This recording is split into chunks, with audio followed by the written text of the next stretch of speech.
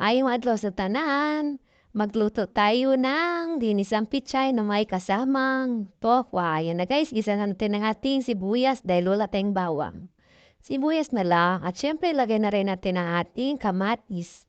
Halo-haluin natin konti, lagay na rin natin ang ating konting hipon. At syempre, lagay na rin natin ang ating tokwa. Ayan na guys. Simpleng ulam lang yan guys, pero ikulam alam mo may masarap. Charot.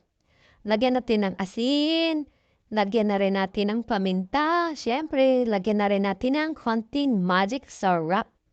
Ayan na guys, at isunod na rin natin ang ating celery. Takpan natin. Ayan na, tignan na natin. Ayan na, konting kulo na ng ating gulay. Syempre, ilagay na natin ang ating oyster sauce. Konting halo-halo lang guys. Ayan na. Lagyan na natin ang ating oyster sauce. Tapos, dagdagan natin ng konting tubig.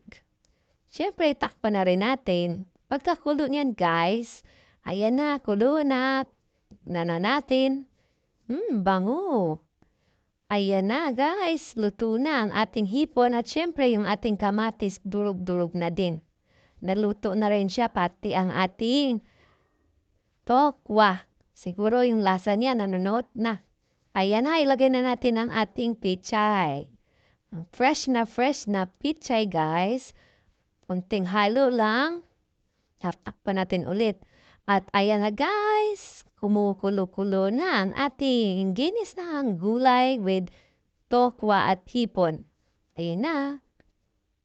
Luto na ang ating gulay. Salamat sa panonood. See you next vlog. Bye guys!